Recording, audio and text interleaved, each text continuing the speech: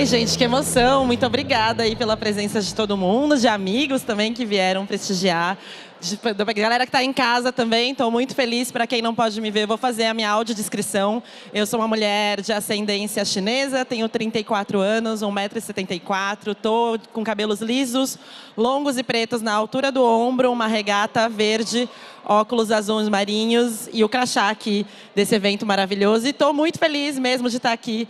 Brigadíssima, preparei um conteúdo, estou com um desafio do tempo aqui, mas vamos em frente a gente falar aqui sobre mais diversidade na tecnologia, construindo um futuro para todas as pessoas.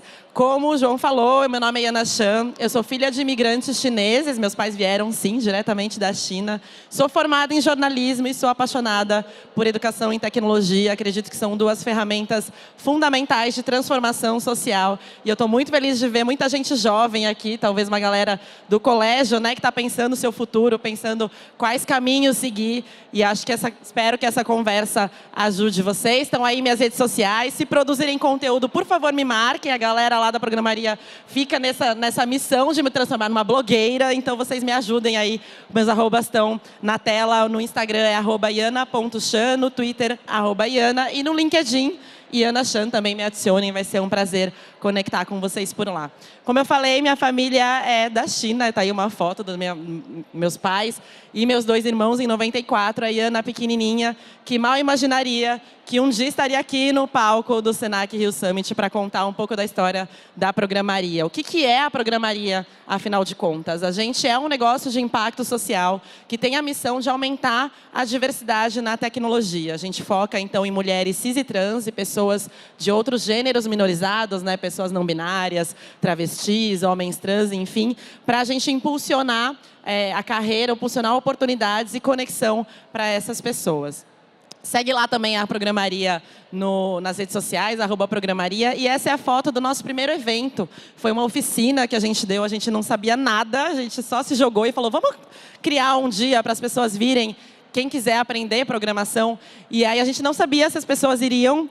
E no final cabiam 20 pessoas no café que nos apoiou. E foram 40 pessoas. E a gente ficou muito feliz.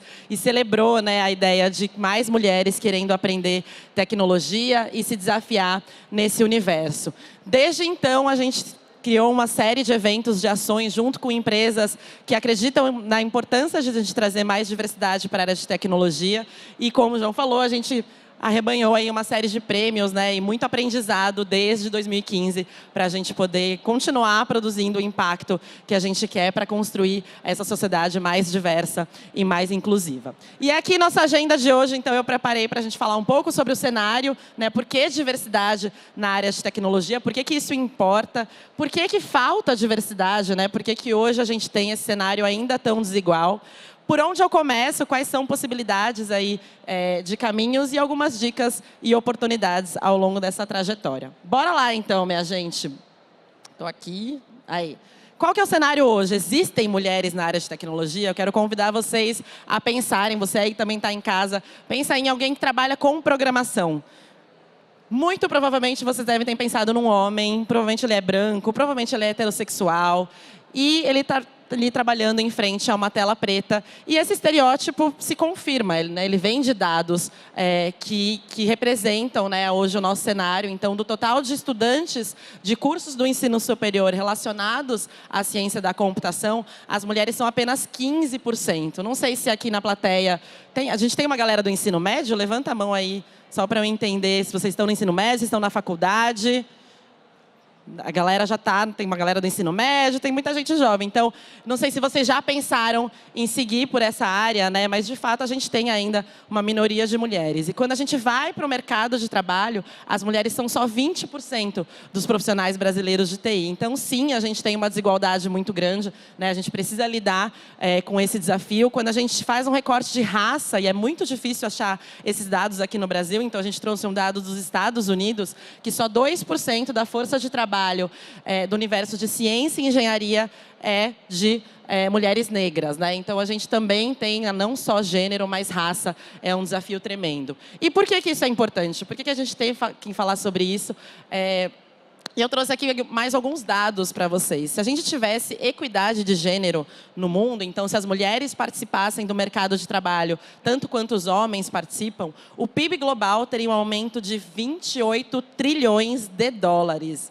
Eu não tenho nem assim capacidade mental para entender quantos zeros tem esse número e quanto dinheiro é isso, né? Isso em 10 anos. Então, a gente precisa, né? Esse é um primeiro ponto, né? Se a gente quer se desenvolver economicamente, a gente precisa trazer mais mulheres para esse mercado. Além disso, o déficit de profissionais, então a gente tem uma demanda, né? O setor de TI tem uma demanda de profissionais de 797 mil até 2025, mas a gente não forma pessoas suficientes. Então, a gente tem um déficit de profissionais de 530 mil até 2025. Então, o mercado quer mais pessoas trabalhando em tecnologia e trazer mais mulheres é um dos caminhos para a gente conseguir lidar com isso. E o mais importante, talvez, para a programaria é que o futuro está sendo escrito em linhas de código. O futuro que já é o presente, né? Se a gente pensar, a última palestra falou...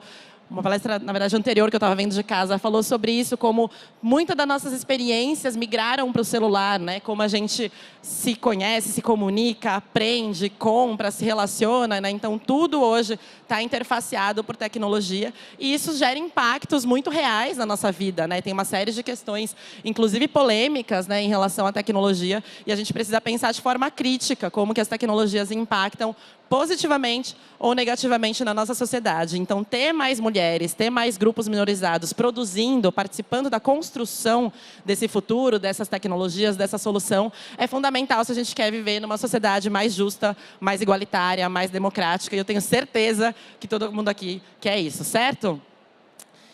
E por que falta, então? Já que é muito legal, já que isso é importante, por que a gente tem tão poucas mulheres, tão pouca diversidade na área de tecnologia? Primeiro, eu trouxe aqui alguns mitos para a gente desbancar juntos. O primeiro deles é essa ideia de que as mulheres simplesmente não se interessam por tecnologia, são naturalmente de humanas, né? A gente deve ter ouvido isso, tenho certeza que vocês também já devem ter até reproduzido isso, né? E por quê? A verdade é que a gente vive, sim, numa sociedade que ainda é machista, né? A gente está aí desconstruindo aos poucos, mas que divide o mundo entre o mundo cor-de-rosa das meninas e o mundo azul dos meninos. E aí é só a gente pensar nos brinquedos que a gente ganhava quando a gente era criança, né? Então, para as meninas, a boneca, o conjuntinho de panela, o ferro, né? Todos os eletrodomésticos, né, em versão para crianças, enquanto para os meninos, a bola, o conjunto de montar, o foguete, né? E o que isso diz para essas crianças? O problema não é receber isso, o problema é receber só isso, né? Então, para a menina, espera-se que ela seja mãe, que ela cuide da casa, que ela fique nesse espaço doméstico. E para o menino, que ele vá para o mundo, que ele conquiste o universo, né, em cima do seu foguete. E aí isso faz com que a gente tenha as expectativas que a gente tem, faz com que a gente tenha estímulos diferentes para meninos e meninas, né? E aí a gente chega no segundo mito, que é mulheres não são boas em matemática. Já ouvi muito isso, já acreditei, já inclusive reproduzi, mas isso não me pertence mais. Mas a gente tem essa ideia, né, de que então as meninas elas são, né, mais de humanas, então elas não gostam de matemática, elas não são boas em matemática. Será mesmo, gente? A ciência já desbancou e faz tempo essa ideia de que existe um cérebro dos homens e um cérebro das mulheres e um é mais racional e o outro é mais emocional. O que a ciência mostra pra gente é que o cérebro é plástico. O que isso quer dizer? Que ele é capaz de se desenvolver, que ele aprende de acordo com os estímulos que a gente recebe, né? E aí, se a gente tem estímulos diferentes, ele vai se desenvolver de forma diferente. E aí eu gosto muito dessa frase da Bárbara Castro, que ela fala: a maneira como a nossa sociedade pensa e define o que é ser mulher e o que é ser homem tem relação direta com o desenvolvimento das suas habilidades e das suas competências. Então, não é que as mulheres não são boas, elas não são incentivadas a ter esse desenvolvimento. E aí é muito importante a gente incentivar, porque o erro, né, a gente tem essa ideia, eu não vou nem tentar, então, porque eu não vou conseguir. E o erro é muito importante para qualquer processo de aprendizagem, né? Tem esse dado aqui do PISA, e eles mostraram que as meninas tinham mais sentimentos negativos em relação à matemática, então estresse, ansiedade, em relação aos meninos, né? Mesmo quando elas tinham um desempenho elevado. Então, de novo, não é sobre a capacidade, né? É sobre as histórias que a gente conta, que a gente ouve e que a gente reproduz. E aí eles trazem, né? Quando os estudantes são mais autoconfiantes, eles se dão a liberdade de falhar, de se envolver nos processos de tentativa e erro, que são fundamentais para a aquisição de conhecimentos em matemática e ciências, e eu diria fundamentais para a vida, né, gente? A gente poder se jogar, aprender, né? A última palestra falou sobre isso, né? Como a gente se permite, né, tentar uma coisa nova e errar e se desenvolver a partir disso. E aí eu quero deixar um TED aqui de recomendação para vocês. É o TED da Reshma Saujani. Ensine coragem às meninas e não perfeição. A gente tem ensinado que a gente tem que ser perfeita, né? Que a gente não pode errar, que a gente tem que acertar tudo de primeira vez. Isso faz com que a gente não trilhe caminhos possíveis como o da programação, mas porque a sociedade faz com que a gente tenha essa autocobrança, né? A sociedade nos cobra e a gente internaliza isso. E aí eu quero colocar aqui, fazer não é um parênteses, né, mas é trazer um conteúdo que mudou muito a minha vida e eu queria compartilhar com vocês, que é como que vocês lidam com desafios na vida de vocês. E aí eu trouxe aqui uma teoria que realmente mudou minha vida.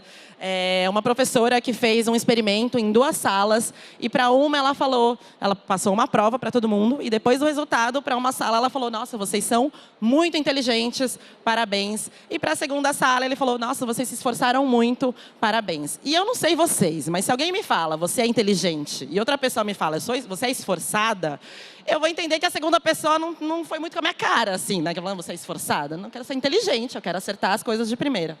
Mas qual que é o pulo do gato? Ela passou uma segunda prova para todo mundo e perguntou: vocês querem fazer uma prova mais difícil ou a prova do mesmo nível? E aí, para a galera que ela elogiou a inteligência, o que vocês acham que aconteceu?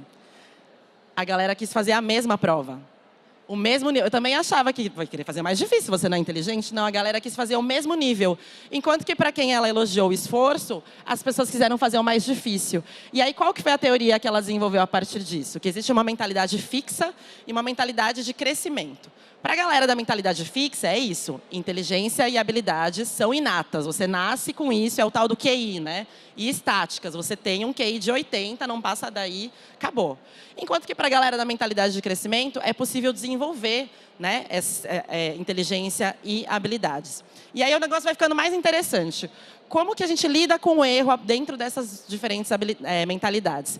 Para a primeira galera, o erro nada mais é do que um indicativo de falta de habilidade. Logo, ele é uma fraqueza, né? Você falou que eu tenho um QI 80, eu não vou me colocar para fazer uma prova de QI 100, porque eu vou errar e você vai perceber que eu não sou tão inteligente assim. Enquanto que para a segunda galera, o erro faz parte do aprendizado. O importante é se esforçar, é você tentar. E aí que fica muito legal, e realmente quando eu vi isso foi transformador. Para a galera da mentalidade fixa, é uma galera que vai evitar desafios, porque o desafio, por definição, é algo que você nunca fez, né? É algo que você não está preparado para fazer. Então, eu não vou fazer, porque se eu fizer, vai dar ruim, eu vou errar e vão perceber que eu não sou tão bom assim. Então, a gente evita o desafio com medo de que ele revele nossas fraquezas. Enquanto que para a segunda galera... O desafio é uma oportunidade de crescer. Eu nunca fiz isso. É esperado que eu não mande bem. Então, vou tentar e, a partir disso, eu aprendo.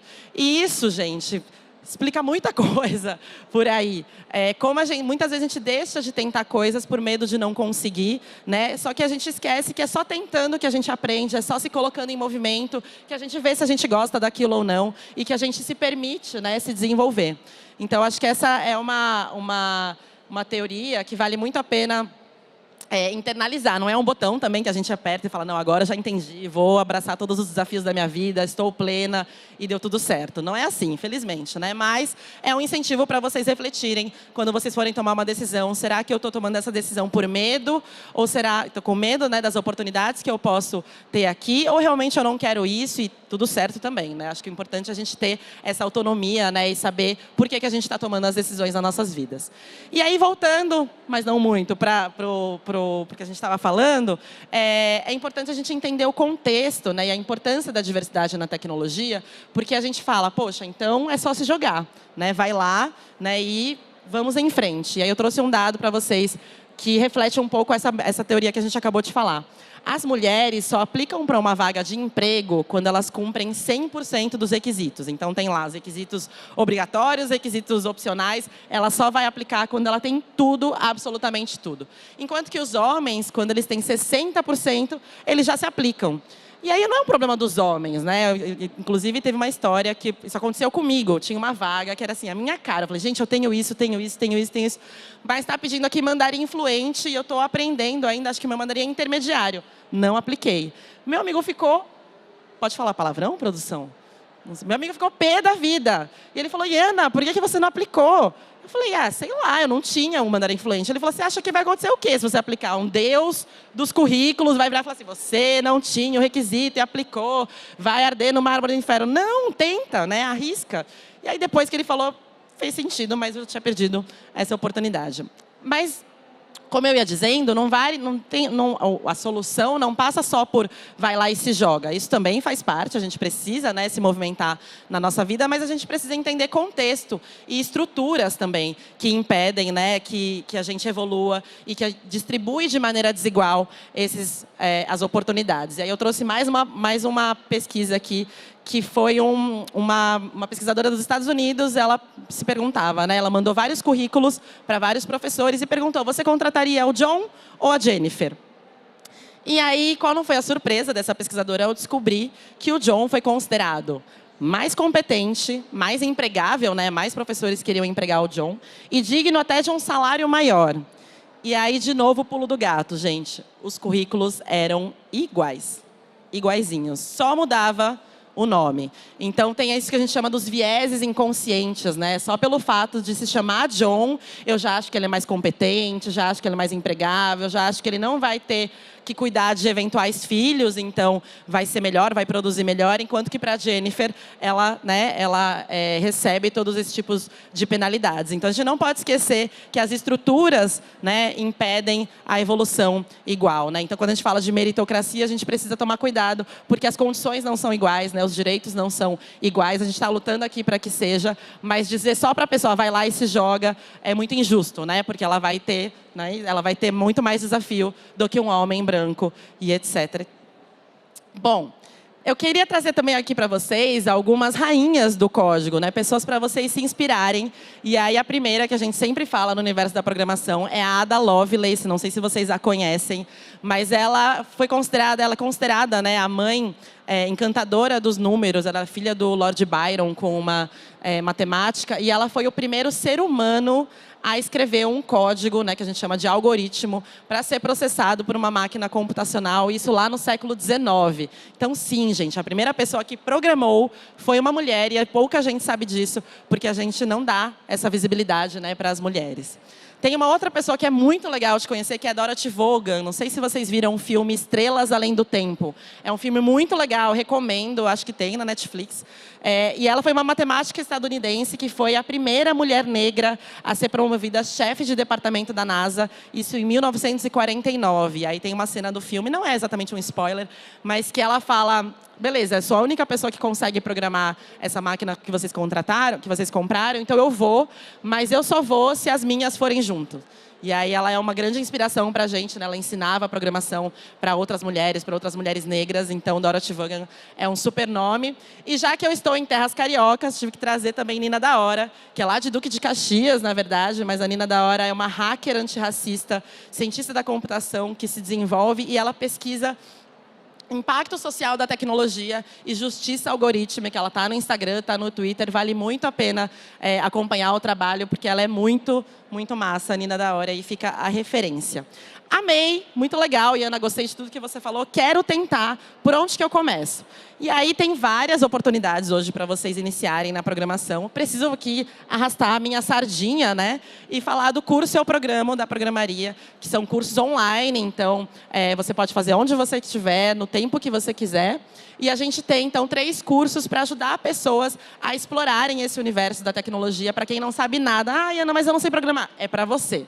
Para quem não sabe nada, a gente começa do zero, não tem nenhum pré-requisito, além de ter acesso à internet, né, e conseguir navegar. Então, se você quer aprender ou conhece alguém que quer aprender, manda lá os cursos da programaria. A gente tem o processo de bolsas também, então, se não tiver como marcar com os custos da matrícula, não tem problema, a gente quer que todo mundo possa ter acesso. E a gente ensina, então, front-end e back-end. Então, a gente ensina a fazer suas primeiras páginas web ali, seu site que vai abrir no celular e vai funcionar. E também a sua primeira API, que é uma forma, né, de alimentar os sites. Então, se você tem esse interesse, fica a dica. E aí eu trouxe o depoimento de uma das nossas alunas, que é a Úrsula Ariel. Ela é uma mulher trans lá de Macapá.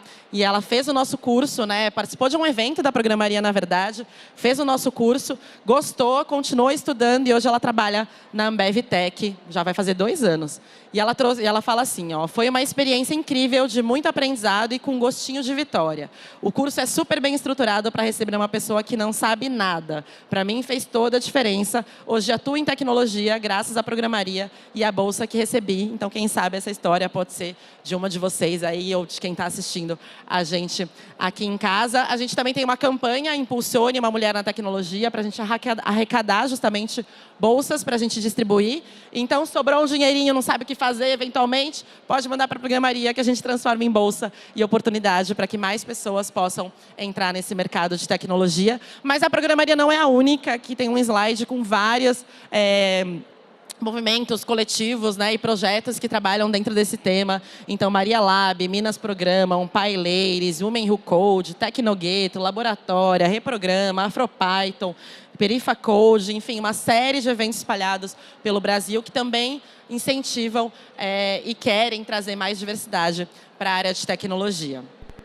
E eu quero aqui fazer um convite para vocês. A programaria, a gente está uma loucura. Assim, eu larguei vim de São Paulo, larguei todo mundo lá trabalhando para vir poder estar aqui. A gente está no meio da organização do nosso Summit, que é o Programaria Summit. Vai ser nos dias 21, 28, 29 e 30 de setembro. E aí, com esse tema de tecnologias regenerativas, fica o convite aí, tá o QR Code, vocês podem acompanhar online. E se estiverem em São Paulo, vai ser um prazer ver vocês lá no dia 30 e anunciar aqui que a gente vai trazer a professora Ruha Benjamin, que é uma referência, uma pesquisadora, professora lá da Universidade de Princeton, e ela fala sobre impacto social da tecnologia e intersecção em raça, né, e como que as tecnologias trazem esse impacto para a nossa sociedade. Eu trouxe o vídeo manifesto, não sei se vai dar para ouvir, vamos ver se esse é o momento tenso da apresentação.